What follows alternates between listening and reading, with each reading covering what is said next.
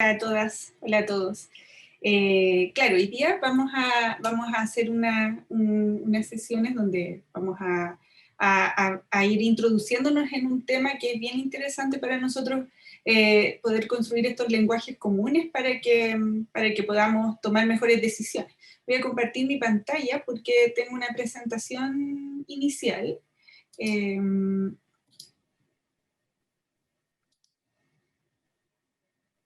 Ya. ¿Se ve la pantalla completa? ¿La ven bien? Ya. Bueno,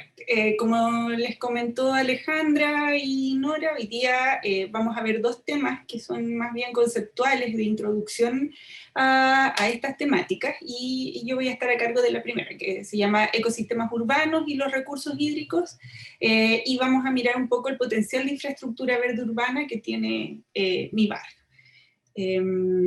Y bueno, este es el título. La idea es que podamos conversar, vamos a entender un poco de estos conceptos y los vamos a situar, a ver cómo estos conceptos que parecen un poco lejanos se pueden aterrizar a la realidad de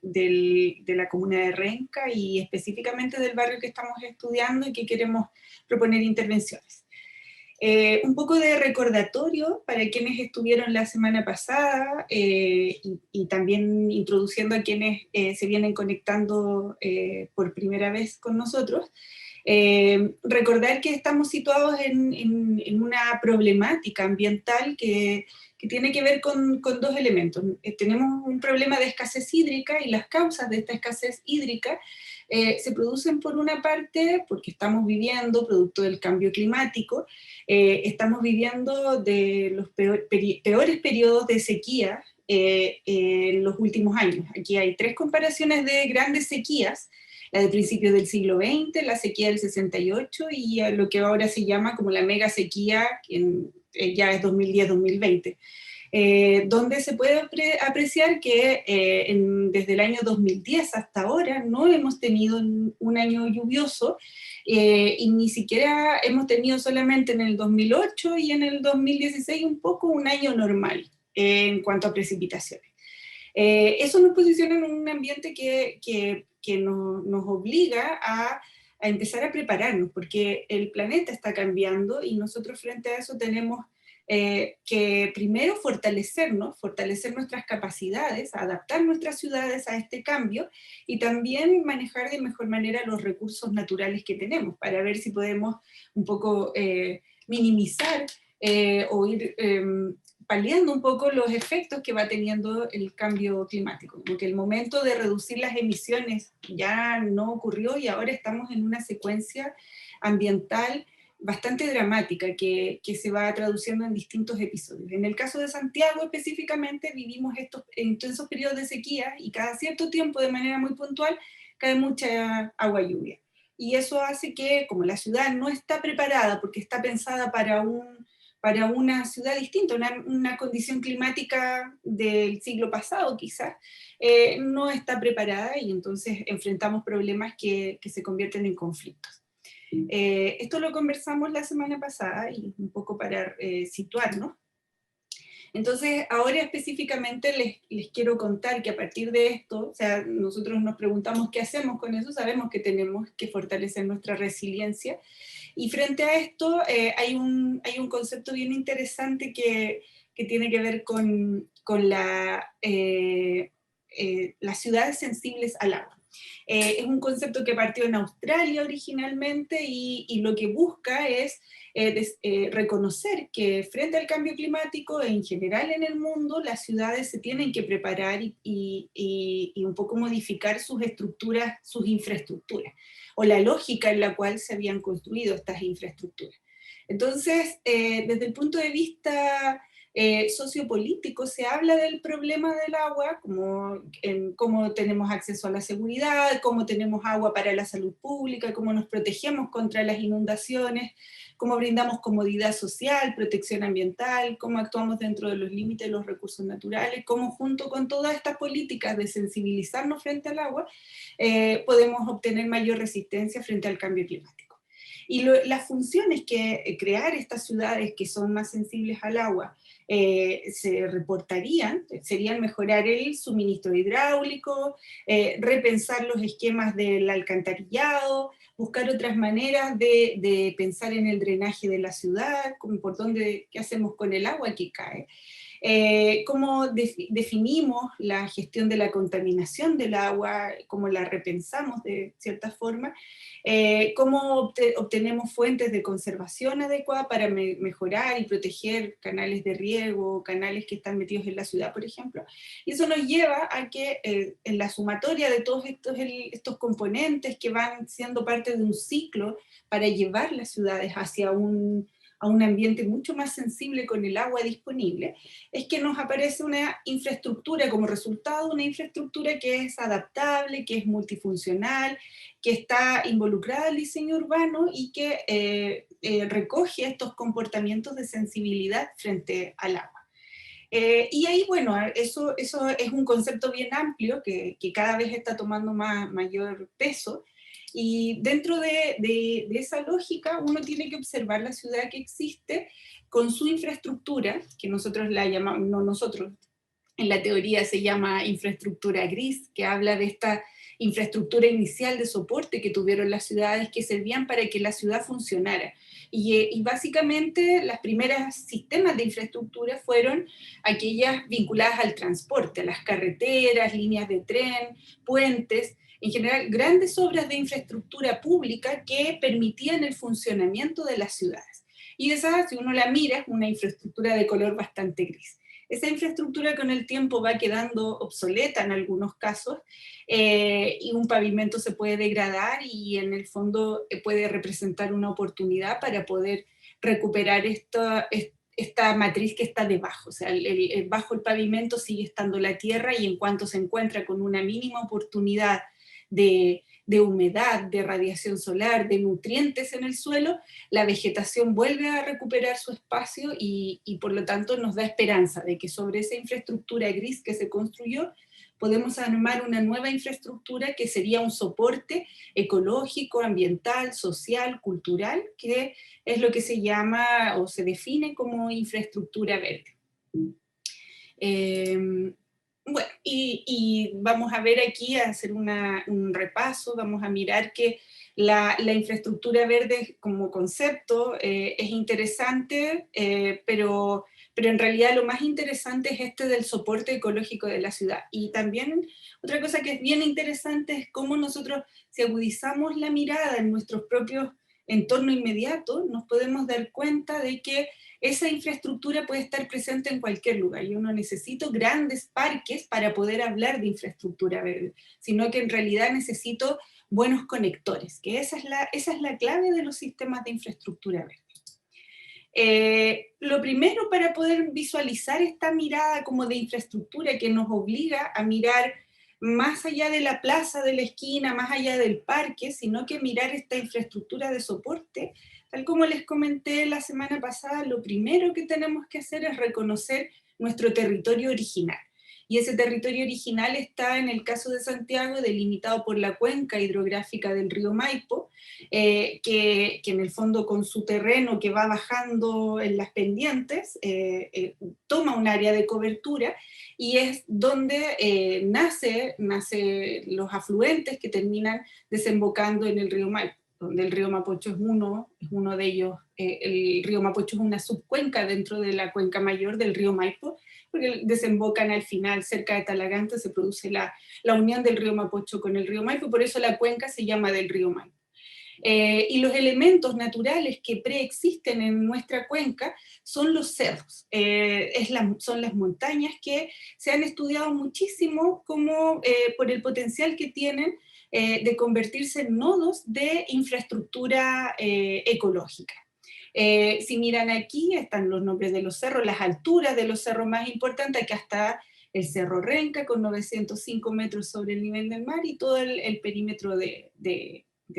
la red. Eso es lo primero, es la matriz natural que nosotros reconocemos. Y después, sobre esa también tenemos que reconocer cómo hemos gestionado esa cuenca hidrográfica desde el punto de vista del agua. Y entonces, esta también se las mostré la semana pasada y se las vuelvo a mostrar ahora porque tiene más sentido. Como nosotros pensamos en que los afluentes naturales están en las partes altas y de ahí el agua es captada, se produce agua potable o se lleva el agua hacia la producción agrícola o se destina para consumo humano. Entonces entra en la ciudad, se consume el agua, los excedentes se van por las redes de alcantarillado, el agua residual contaminada de la ciudad se va por una vía paralela al río Mapocho, porque supongo que saben que el río Mapocho no tiene aguas servidas, fueron canalizadas las aguas servidas hace más de 10 años, hay una tubería que va en una vía paralela, recogiendo las aguas servidas que las lleva a una planta de tratamiento en La Farfana y bueno, ahí la vuelve a recuperar. Y el paisaje de esa cuenca en estado natural es un poco así. Esas son como las primeras condiciones para que nosotros reconozcamos la infraestructura verde. ¿Qué es la infraestructura verde? Hay un investigador que se llama Alexis Vázquez, que es el que coordina un grupo de trabajo que se llama Santiago más Infraestructura Verde, que hizo una definición recogiendo obviamente conceptos que vienen de otros países donde esto está muy consolidado. Haciendo entonces la definición es que son todos los servicios ecológicos y sociales que pueden presentar los espacios verdes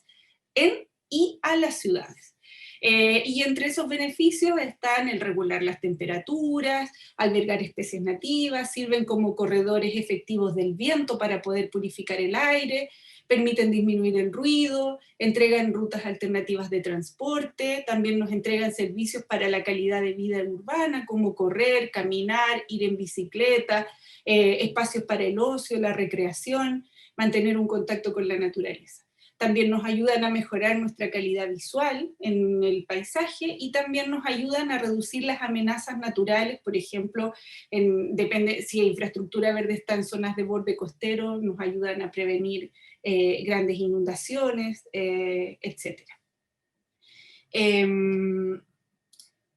Algunos ejemplos dentro de la ciudad, vegetación que es cultivada, que en el fondo tiene una geometría muy rígida, que necesita mucho gasto energético para poder mantenerse, mucho consumo de agua y una mantención permanente, sería el ejemplo del Paseo Bulnes, donde esa vegetación que es parte de la red de infraestructura está cultivada. También nos encontramos con una vegetación que también está intervenida, pero que se llama naturalizada, que en el fondo el hombre hizo algunas primeras intervenciones y luego lo dejó ahí crecer libremente, que la flora fuera sobreviviendo por sí sola y con escaso control. Eso es un buen ejemplo, lo encontramos en prácticamente todo el Cerro San Cristóbal, que originalmente no tenía la vegetación que tiene y requiere ese trabajo, pero no es tan geométrico y no busca esa prolijidad propia de los jardines de la realeza, por ejemplo, en Europa. Y después tenemos nuestra vegetación natural, y aquí esto es un ejemplo en el bosque esclerófilo del Panul, en la precordillera, donde aparecen nuestros árboles nativos que crean estas redes de conexión sumamente interesantes, que si bien no son un bosque de gran altura como es el que encontramos en el sur de Chile, por ejemplo, sí es un bosque muy diverso y que es el bosque que está adaptado al clima prácticamente semiárido de Santiago. Tienen unas raíces profundas, en realidad no necesitan un riego permanente y más encima se colaboran entre ellos. Es muy interesante el bosque esclerófilo, un endémico de la zona central de Chile, y es nuestra vegetación natural. No necesariamente la infraestructura verde es verde, y eso es súper interesante ponerlo en valor. Estas son unas imágenes de hace un mes y medio atrás más o menos, del Cerro El Abanico, que también está en la precordillera, cerca, en la Sierra de Ramón, y ponemos, nuestra vegetación natural en realidad no tiene mucho de verde, sino que es más multicolor. Es más bien ocre, es amarilla, como se ven esas flores naturales que están ahí, rosadas, incluso rojas, hay muchos colores dentro del sistema ecológico natural que provee estos servicios. Y si miramos un poco, haciendo un repaso dentro del bosque esclerófilo, tenemos ahí, según la ladera de los cerros, qué es lo que crece de manera más dominante, si le llega más sombra o más sol. Por el lado donde la ladera está más soleada, vamos a ver siempre espinos, chaguales, quiscos, y mientras que en la ladera de cerros que es más sombreada, nos vamos a encontrar con quillay, peumo, litre, molle, boldo, etc. En nuestro propio Cerro Renca, que está en el otro extremo de la precordillera, también nos encontramos con una riqueza ambiental que tampoco es exactamente verde, y no por eso no tiene los aportes que tiene las redes de infraestructura verde urbana, porque las entendemos como un soporte ecológico. Algunos ejemplos de lugares que se pueden entender como infraestructura verde urbana: parques públicos, espacios abiertos que sean de propiedad municipal, las redes de arbolado urbano, no necesariamente un parque, áreas que tengan protección de aguas, lugares de gran valor agrícola, por ejemplo, huertos escolares, huertos comunitarios, sistemas de protección de los acuíferos. Incluso en ciudades más densas, más urbanizadas, muros y cubiertas verdes también pueden servir, los lugares de paseo peatonal, ciclovías, etc. Y luego en una escala más lejana, lugares que puedan ser reservas de biosfera dentro de la ciudad o zonas naturales protegidas. Y aquí les puse algunas imágenes que son bien atractivas de algo que a lo mejor en el día a día no notamos tanto en nuestra comuna, pero que sí tienen un tremendo aporte como sistema de infraestructura verde, que son detrás de esta pandereta que se ve en el día a día, están estos tremendos árboles que, si bien son propiedad privada, tienen un aporte ambiental a todo este lugar y por lo tanto son conectores. Y hay otros lugares que hacia allá apunta esto como a valorar. Lugares que, si bien no constituyen, o su aporte es muy mínimo, sí constituyen un potencial para poder transformarse en sistemas de infraestructura verde urbana, como son los jardines de las casas, los parques, canchas, cementerios, que a veces creemos que el cementerio no es un espacio, pero si empezamos a mirar la vegetación, la cantidad de aves que circulan por los cementerios, vemos el potencial de infraestructura que tienen. Humedales, bosques, quebradas, huertos urbanos, calles, las franjas de los trenes, las líneas de alta tensión que necesitan esa zona de seguridad, por debajo pueden estar pasando cosas, los corredores de transporte, etc. O sea, es una invitación este concepto de la infraestructura verde a mirar más allá de lo que creemos. O sea, no necesitamos siempre una plaza o un gran parque para construir estos espacios que enriquecen a la ciudad y si volvemos al principio, y que reconocen, tienen una sensibilidad especial con la gestión hídrica. Aquí hay algo que, de manera bien técnica, esto se llama índice de cobertura vegetal. Lo que hace es que toma a través de fotografías satelitales, permite identificar cuáles son las masas vegetales. Mientras más oscura se ve la mancha de color verde, significa que hay vegetación más alta o más densa, y por lo tanto el índice de cobertura vegetal va a ser más alto. Entonces pueden observar aquí cómo se visualiza la totalidad de la comuna y dónde están las grandes manchas de potenciales lugares que pueden ser corredores ecológicos. Si nos acercamos al área del eje Balmaceda, como se ve acá, Manuel Rodríguez, Balmaceda, que son las calles donde vamos a estar realizando este proyecto, podemos visualizar cosas que, bueno, se ven las manchas de vegetación que están principalmente dadas por las copas de los árboles. Pero uno se empieza a mirar y empieza a agudizar un poco la mirada de cómo pensar en estas redes de conexión. Yo les voy a dar un ejemplo que yo miré a la rápida, y seguramente ustedes, de su propio conocimiento del lugar, quizás han visto otros. Pero, por ejemplo, si miramos esto, nos podemos dar cuenta cómo en esa calle hay algo que pasa aquí. Está el cerro y está esta mancha, aquí hay una cancha deportiva, hay predios privados, pero si uno se fija, hay una hilera de vegetación que remata en este lugar. Y al mismo tiempo esa hilera de vegetación se puede prolongar hacia este lugar. si miramos acá hay otros lugares, a lo mejor esta parte de aquí está menos conectada que otras, pero acá hay otra gran mancha. Entonces, la idea de pensar en infraestructura verde urbana tiene que ver justamente con mirar de otra manera las oportunidades que tenemos en nuestros territorios y tratar de mejorar sus conexiones para poder mejorar la calidad ambiental, los valores ecológicos y los valores sociales que se pueden vincular cuando nosotros hacemos clic y ponemos en valor estas cosas.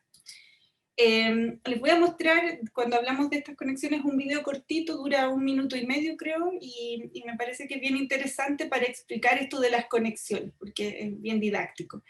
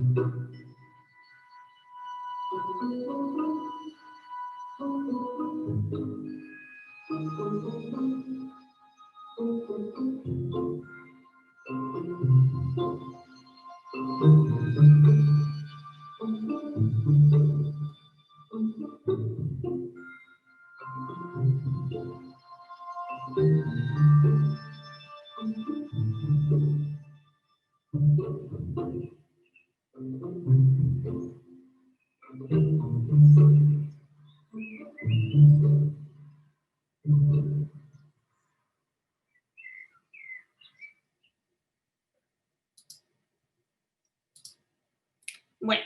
si volvemos a recordar la imagen que les mostré la semana pasada, desde cómo se ve el Cerro Renca desde el centro de Santiago, y después podemos hacer un link de cómo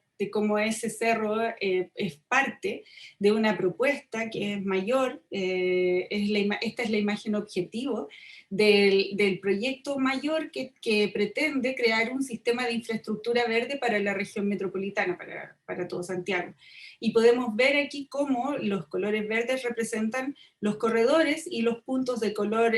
verde más claro representan los nodos, en el fondo los lugares que ya existen, y cómo ciertas calles, ciertos lugares se pueden potenciar para poder conectar un lugar con otro, para poder constituir redes de infraestructura verde. Creo que es interesante tener esa mirada, porque nos ayuda a ampliar la forma en que entendemos, como les dije, los espacios verdes en nuestra ciudad.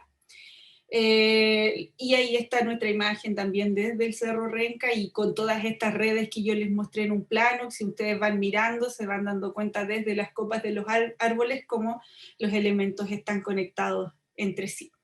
Si les gustan algunos de estos temas, aquí hay 2 libros que se los dejo recomendados. Uno es de Agricultura Urbana, de Graciela Arosemena, y hay otro que se llama El Jardín de la Metrópoli, de Enrique Butler, que son bien interesantes para poder pensar en estos nuevos paisajes que tienen que surgir en la ciudad.